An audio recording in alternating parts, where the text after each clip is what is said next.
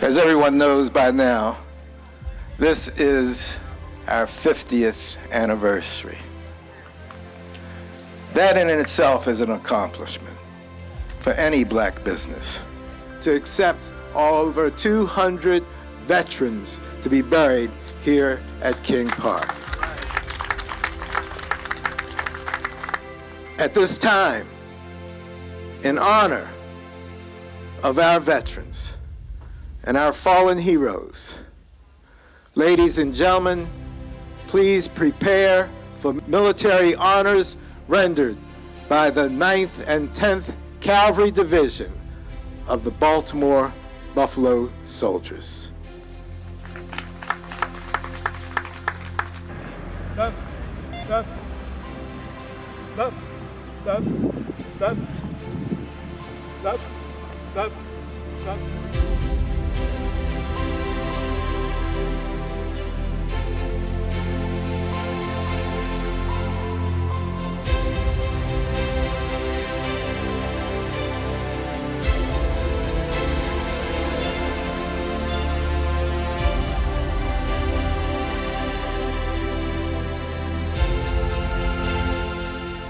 Ladies and gentlemen, please join me in the Pledge of Allegiance.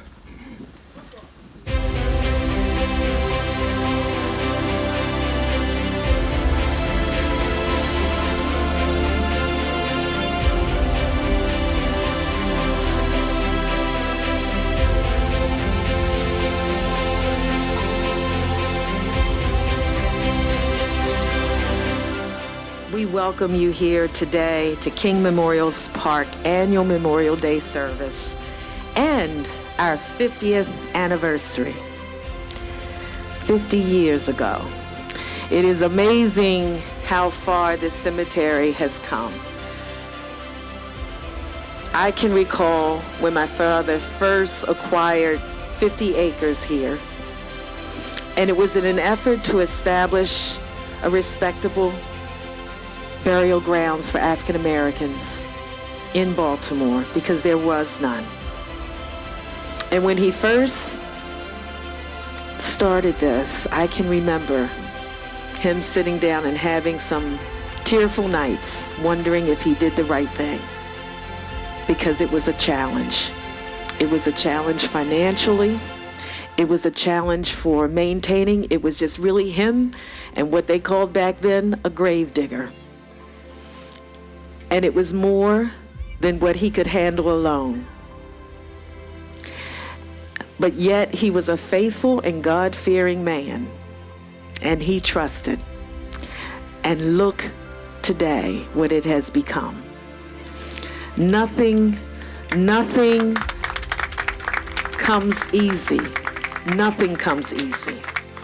And if he could see this today, I'm sure he would smile and give praise, just as his children's children give praise today for his loyalty and his faithfulness. I'd like to welcome today our Governor, Wes Moore, our Speaker of the House, Adrienne Jones, and her grandchildren. I'd like to welcome Senator Charles Sidnor III, Senator Ben Brooks, and also Delegate Scott Phillips. We are so honored, and of course, Pastor, thank you for being here. Everyone, thank you and welcome here today. Today, we take the time to honor, reflect, and remember those men and women who've made the ultimate sacrifice for us and our country. We remember those heroes who courageously gave their lives. Even though this holiday time, we celebrate the freedom we have in America, we should never forget that very freedom came at the expense of those brave heroes who fought to protect us. We also take time to remember our ancestors and those who have gone before us and now rest in that great kingdom. These are sacred grounds that we stand on. We give thanks for all the sacrifices, the memories that our loved ones have made to make our lives easier and possible. It's important that we remember them and give thanks because we owe them as well. There was a tribal chief that said the most fulfilled people are those who get up every morning and stand for something larger than themselves. That's you this morning. You're here because of something larger than you. So today is a blessed day for you and your families. Treasure it, love one another. Welcome to this celebration, and let us not forget the shoulders that we stand upon. Thank you, everyone.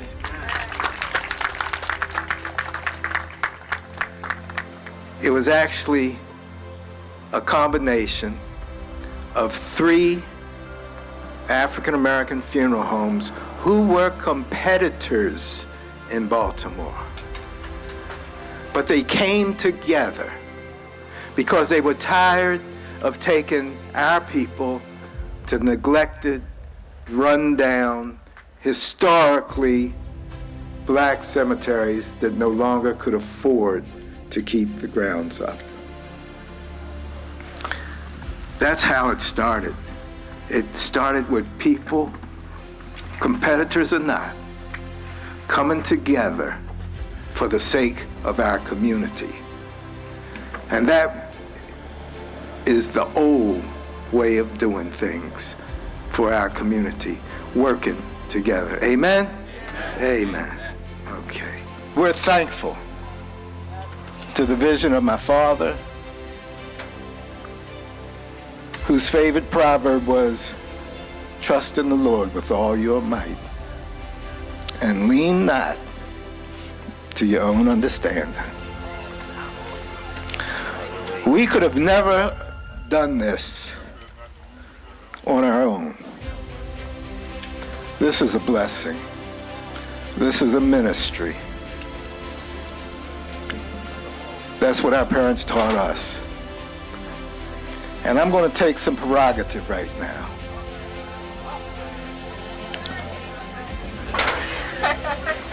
Governor, everybody here wants you to succeed.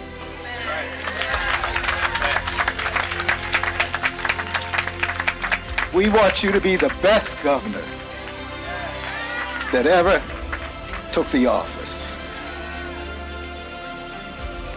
And it's good to see young legislators. Adrian, please don't hurt me. Brooks, please don't hurt me. Because see, they village elders too. But it's good to see these young people take on the mantle of leadership.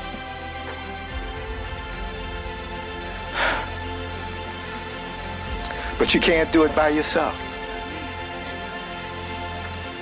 We've lost 2 generations to the streets of Baltimore. King Park could be here another 50 years, except that we're burying too many young people, and we might fill up quicker than we think.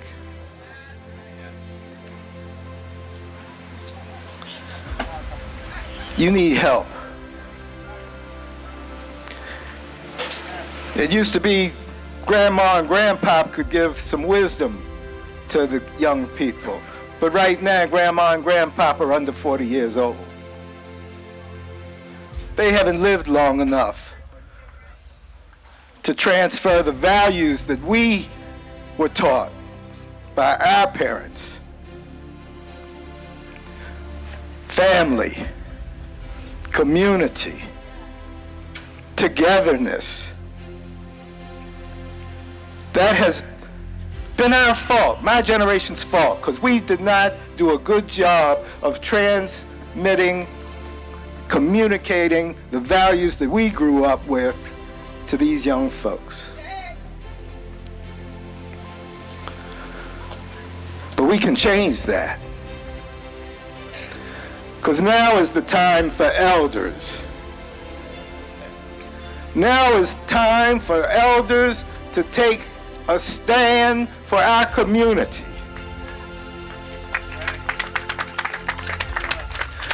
Because we still hold some of those values that we were taught. We still make up our bed every morning. We sweep off our front steps. We know how to use an oven.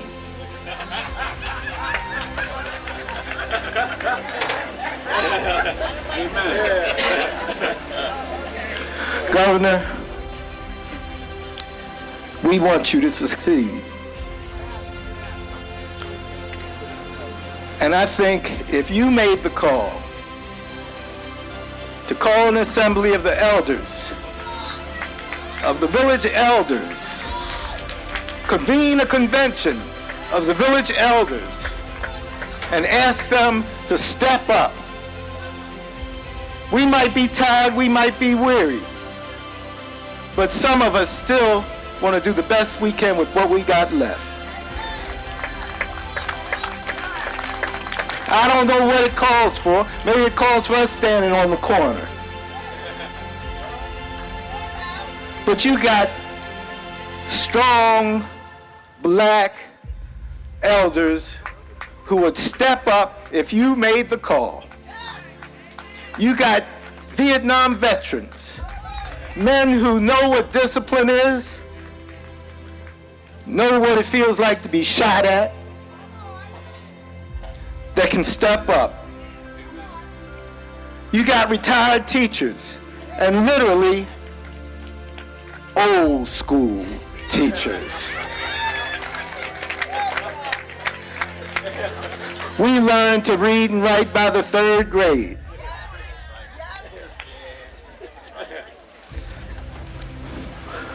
For all you out there, gray beards, gray hair, it ain't over till it's over. And Governor, if you make the call, I'll be there. And I'm sure some of these people out here would step up.